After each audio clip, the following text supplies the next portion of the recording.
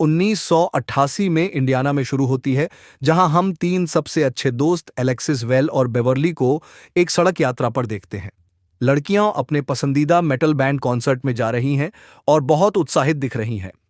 थोड़ी देर गाड़ी चलाने के बाद वे एक गैस स्टेशन पर रुकते हैं, जहां एक बूढ़ा स्टोर क्लर्क टीवी देख रहा है। समाचार रिपोर्ट में जॉन हेनरी बटलर नाम का एक पादरी युवाओं को दुष्ट बनाने के लिए हेवी मेटल संगीत को दोषी ठहरा रहा है।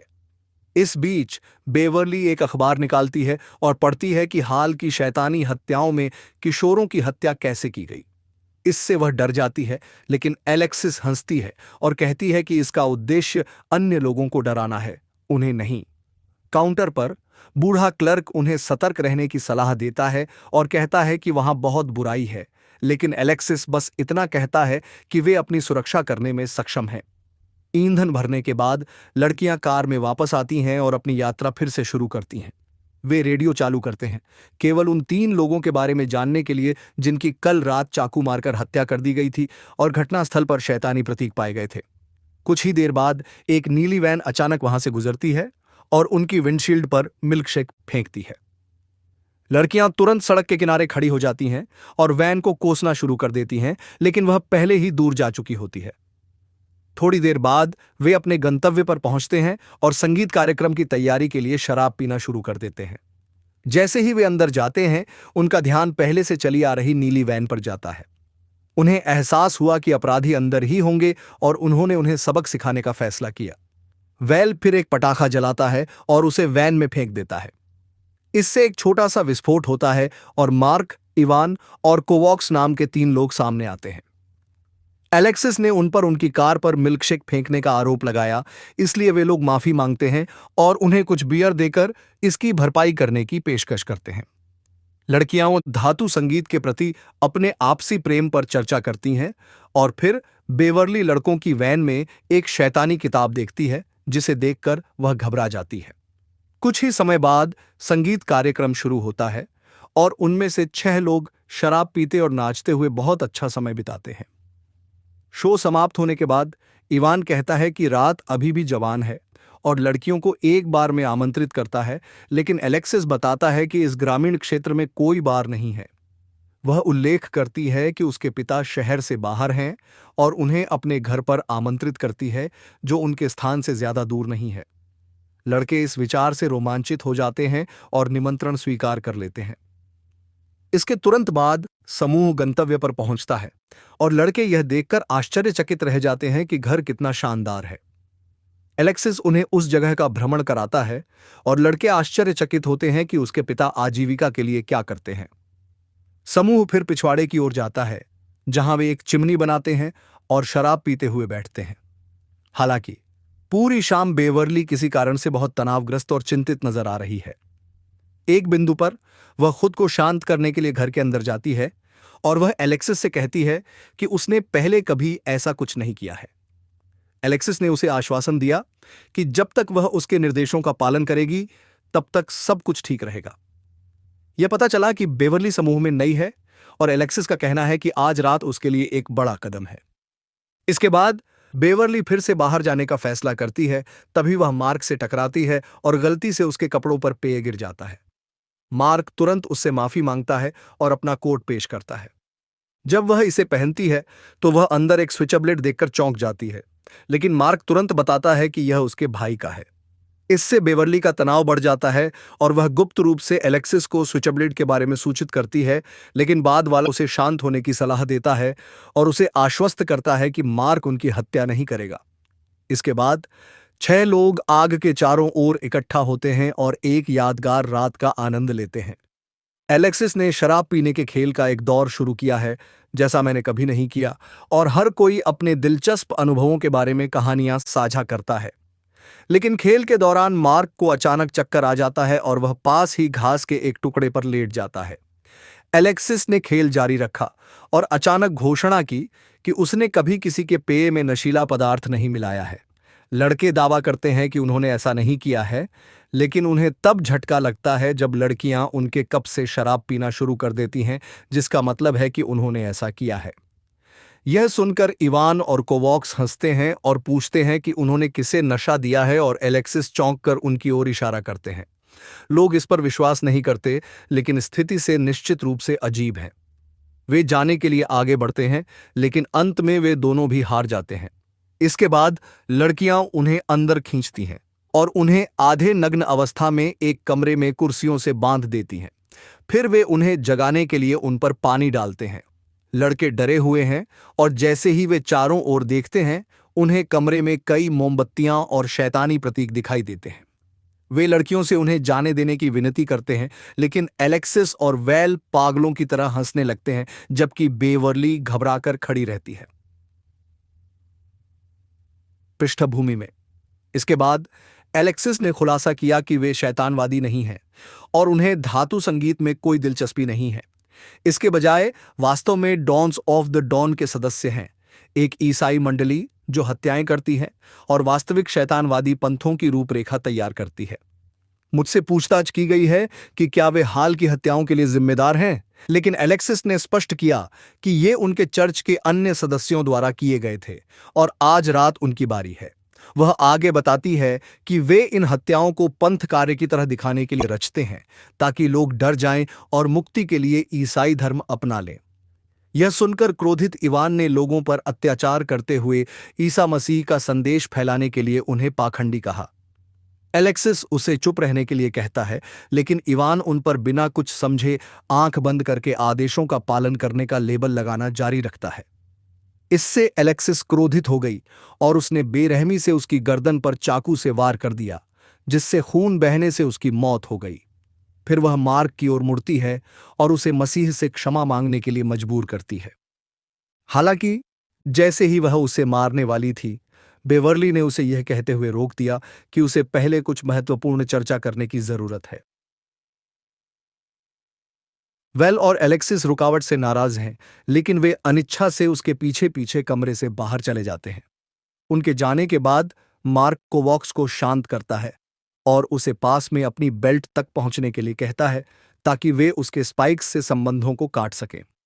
इस बीच टॉयलेट में बेवर्ली ने दो लड़कियों को सूचित किया कि वह दो लड़कों को मारने वाली होगी। वह बताती है कि लड़कियों ने उसे जो सिखाया उसमें उसे सच्चाई का एहसास हो गया है और वह कार्य पूरा करना चाहती है। लेकिन फिर उन्होंने देखा कि लड़के भागने में किसी तरह छूट गए हैं। वे तुरंत उन्हें रोकने के लिए दौड़े और एलेक्सिस ने कोवॉक्स की बांह पर चाकू से वार भी कर दिया।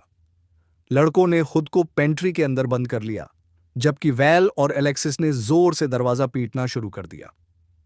एलेक्सिस का कहना है कि वे वैसे भी मरने वाले हैं और उनसे सभी के लिए इसे आसान बनाने के लिए कहता है। इस बीच कोवॉक्स की बांह से बहुत अधिक खून बह रहा है, इसलिए मार्क उसके घावों की देखभाल करता है और उसके चारों ओर एक बैंड बांधता है। पेंट्री के बाहर एलेक्सिस बेवर्ली को शेड से कुछ उपकरण लाने का आदेश देता है ताकि वे दरवाजा तोड़ सकें। एलेक्सिस ने इस स्थिति के लिए उसे जिम्मेदार ठहराया और दावा किया कि खून उसके हाथों पर भी लगा है। फिर चिढ़ी हुई बेवर्ली शेड की ओर चलती है, जो घर से कुछ ही दूरी पर है। बाद में एलेक्सिस को रसोई में कुछ एरोसोल के डिब्बे मिलते हैं और वह उन्हें पेंट्री के दरवाजे से स्प्रे करना शुरू कर देता है। इससे लड़कों को खांसी होने लगती है और सांस लेने में दिक्कत होने लगती है। मार्क एक विचार लेकर आता है और दरवाजे के खाली हिस्से को कपड़े से बंद कर देता है। तभी कोई घर पर आता है और वह एलेक्सिस की सौतेली माँ सुसान निकली। वह बताती है कि उसे यात्रा पर जाना था, लेकिन वह अपना पासपोर्ट भूल गई। फिर सुजैन अपना पासपोर्ट प्राप्त करने के लिए ऊपर अपने कमरे में जाती है। जाने के बाद वह लड़कियों को बताती है कि उसने बाहर एक नीली वैन देखी है और उसे संदेह है कि उन्हें लूटा जा रहा है, लेकिन उन्होंने कहा कि उन्होंने इसे एक दोस्त से उधार लिया था। हालांकि सुजैन ने पुलिस को बुलाया था और एलेक्सिस के पिता को भी सूचित किया था। लड़कियां चौंक जाती हैं, लेकिन पुलिस के आने पर सुजैन उनसे यह कहने के लिए कहती है कि यह एक झूठा अलार्म था। निकलते समय सुजैन ने पेंट्री से आवाजें सुनी और महसूस किया कि कुछ गड़बड़ है। एलेक्सिस ने उसे बताया कि वे बस एक नींद की पार्टी कर रहे हैं। वह अपनी सौतेली मां को छोड़ने के लिए मनाने की कोशिश करती है, लेकिन सुजैन की जिज्ञासा उस पर हावी हो जाती है और वह जांच करने का फैसला करती है। नतीजतन महिला जल्द ही एक कमरे में पहुंचती है जहां उसे फर्श पर इवान का शव मिलता है। और फिर ऐसा होता है, एलेक्सिस ने जल्द ही उसे चाकू मार दिया और वैल भयभीत हो गया क्योंकि एलेक्सिस ने उसकी सौतेली मां को मार डाला। वह घबराने लगती है, खासकर रास्ते में पुलिस को देखकर, लेकिन एलेक्सिस उसे आश्वासन देता है कि सब कुछ ठीक है। इस बीच बेवर्ली अभी भी शेड में है जब उसे एलेक्सिस के पिता द्वारा दावा की गई संपत्ति के स्वामित्व वाले कुछ कागजात मिलते हैं, साथ ही एक बॉक्स जिसमें बड़ी मात्रा में नकदी होती है। पेंट्री में वापस मार्क और कोवॉक्स ने शराब की बोतलें तोड़ दीं और उनसे लड़कियों पर हमला करने का फैसला किया। लेकिन इससे पहले कि वे ऐसा कर पाते, एलेक्सिस और वैल ने दरवाजे के पास आग जलाने के लिए एरोसोल स्प्रे का उपयोग किया। यह लड़कों को और अधिक असुरक्षित स्थिति में डाल देता है, जिससे उनके पास अंदर फंसे रहने के अलावा कोई विकल्प नहीं बचता है। इस बिंदु पर सुसान की कॉल के जवाब में एक शेरिफ अंततः घर पर आता है। एलेक्सिस ने बाहर उसका स्वागत किया और दावा किया कि उसकी सौतेली मां ने कॉल किया था और यह सिर्फ एक झूठा अलार्म था। जब एलेक्सिस से उसकी सौतेली मां के बारे में पूछा गया तो उसने कहा कि वह अंदर शांति से सो रही है और उसे जगाना नहीं चाहती। वह शेरिफ को भगाने का प्रयास करती है, लेकिन वह सुसान से मिलने तक जाने से इनकार कर देता। वह यह सत्यापित करने के लिए उसकी आईडी देखने का भी अनुरोध करता है कि यह उसका निवास स्थान है। घबराई हुई पागल लड़की अचानक घर के अंदर भाग जाती है और वह एक कमरे में छिप जाती है। शेरिफ अपनी बंदूक के साथ उसका पीछा करता है और घर की तलाशी लेना शुरू कर देता है। वह जल्द ही उस कमरे में पहुंच जाता है जहां इवान और सुजैन के शव स्थित हैं और अपराधी को बाहर आकर आत्मसमर्पण करने के लिए बुलाता है। उसकी आवाज सुनकर लड़के तुरंत पेंट्री का दरवाजा खोलते हैं और उससे मदद मांगते हैं। मार्क बताता है कि घर में 3 लड़कियां हैं जिन्होंने उसके दोस्त को मार डाला, लेकिन भोला शेरिफ इस बात पर विश्वास नहीं करता और उन्हें गिरफ्तार करने के लिए आगे बढ़ता है। लेकिन दुर्भाग्य से मैं फंस गया हूं। वैल ने शेरिफ को उसी की बंदूक से गोली मारकर हत्या कर दी। एलेक्सिस यह देखकर हैरान है कि वैल ने एक पुलिसकर्मी को मार डाला है। वह बंदूक मांगती है, लेकिन बंदूक देने से इनकार कर देती है, जिससे दोनों के बीच लड़ाई हो जाती है। तभी बेवर्ली एक इलेक्ट्रिक खरपतवार निकालने वाली मशीन के साथ प्रकट होती है और उसे उन पर इंगित करती है। वह लड़कियों को हत्या का सिलसिला रोकने का आदेश देती है, लेकिन एलेक्सिस उसे समझाने की कोशिश करता है कि वे भगवान का काम कर रहे हैं। इस बिंदु पर बेवर्ली के पास सभी झूठ बहुत हो चुके हैं। वह बताती है कि एलेक्सिस के पिता, जो पंथ के नेता हैं, दान को अपने खातों में डालते हुए उनका ब्रेन वॉश कर रहे हैं। वह युवा और कमजोर लोगों की मदद करने का दावा करती है, लेकिन वास्तव में वह पैसे का उपयोग उन जैसी शानदार संपत्तियों को खरीदने के लिए कर रहा है। इसके तुरंत बाद जब बेवर्ली का ध्यान भटकता है, वैल उस पर पीछे से हमला करने की कोशिश करता है, लेकिन बेवर्ली भी वॉकर से लड़ती है और अपने दोनों दोस्तों को घायल करने में सफल हो जाती है। इस समय मार्क और कोवॉक्स अंततः टूटी हुई बोतल से लैस होकर पेंट्री छोड़ने का फैसला करते हैं, लेकिन वे पीछे से बेवर्ली पर हमला करते हैं। वह शायद जल्द ही स्पष्ट कर देगी कि वह उन मनोरोगियों के साथ नहीं है और वास्तव में लड़कों को बचाने की कोशिश कर रही थी। इसके अलावा वह कहती हैं कि उन लड़कियों का केवल ब्रेनवॉश किया जा रहा है। कोवॉक्स का बहुत अधिक खून बह रहा है और जब तक उसे अस्पताल नहीं ले जाया जाता, वह अधिक समय तक जीवित नहीं रह पाएगा। यह देखकर बेवर्ली ने खुलासा किया कि एलेक्सिस के पास कार की चाबियां हैं, इसलिए मार्क ने उसके पीछे जाने का फैसला किया, क्योंकि यह उसके दोस्त को बचाने का एकमात्र तरीका है। इस दौरान अचानक लाइट बंद हो जाती है, इसलिए बेवर्ली कोवॉक्स को एक सुरक्षित कमरे में ले जाती है और उसे बंदूक सौंपकर वहीं रहने के लिए कहती है। आगे बेवर्ली फिर से चालबाज को पकड़ लेती है और वह अपने दोस्तों को ढूंढने निकल पड़ती है। कुछ ही समय बाद कोवॉक्स ने बाहर वाहन की रोशनी देखी और महसूस किया कि कोई आया है। वह तुरंत बाहर जाता है और एलेक्सिस के पिता से मिलता है, जो पादरी जॉन हेनरी निकला। कोवॉक्स, जो अपनी पहचान नहीं जानता, पूरी स्थिति का वर्णन करता है और उससे मदद की गुहार लगाता है। जॉन फिर लड़के से उसे बंदूक सौंपने के लिए कहता है और फिर अपनी कार से पुलिस को बुलाने के लिए कहता है। कोवॉक्स ने भोलेपन से अपना हथियार सौंप दिया, लेकिन जॉन ने उसे गोली मारने में 1 सेकंड भी बर्बाद नहीं किया। दुष्ट पादरी फिर अंधेरे घर में प्रवेश करता है और कई शवों को देखता है, लेकिन उसे इसकी कोई चिंता नहीं है।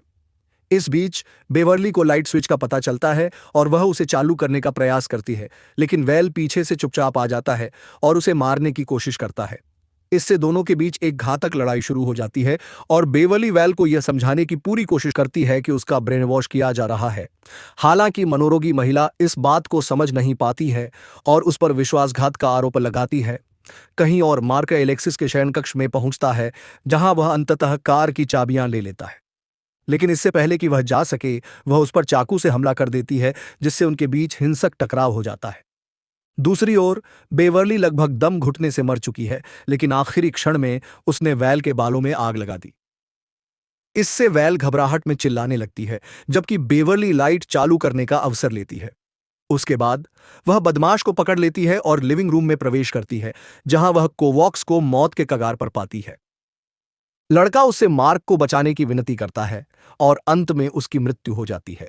इस बीच मार्क एलेक्सिस की गला दबाकर हत्या कर रहा है, तभी जॉन आता है और उसे पीछे से गोली मार देता है। फिर वह अपनी बेटी को गड़बड़ी करने के लिए डांटता है, लेकिन एलेक्सिस रोता है और स्थिति के लिए बेवर्ली को दोषी ठहराता है। जॉन ने नोट किया कि वह वही थी जिसने उसे आश्वासन दिया था कि बेवर्ली इसके लिए तैयार है। यह सुनकर एलेक्सिस जोर देकर कहती है कि वह सब कुछ ठीक कर सकती है, लेकिन उसके पिता शांति से समझाते हैं कि स्थिति से बाहर निकलने के लिए उन्हें बलिदान देने की जरूरत है। लड़की भ्रमित हो जाती है, लेकिन जॉन बताता है कि उसने उसे मिशन सौंपा था और इस घर को चुना क्योंकि यह उसका नाम साफ करने का एकमात्र तरीका था। अचानक जॉन ने उसका गला घोंटना शुरू कर दिया, जिससे पता चला कि उसने जानबूझकर सब कुछ योजनाबद्ध किया था। हाल ही में हुई हत्याओं के लिए अधिकारियों को उस पर संदेह था, इसलिए उसने उनका विश्वास हासिल करने के लिए बेटी के रूप में बलिदान देने का फैसला किया। लेकिन फिर बेवर्ली आती है और उसे अपने झटके से बाहर कर देती है। इससे एलेक्स को बहुत खुशी हुई क्योंकि उसकी दोस्त उसे बचाने आई थी। वह दावा करती है कि वह भी एक पीड़िता है और सुझाव देती है कि उन्हें एक साथ भाग जाना चाहिए।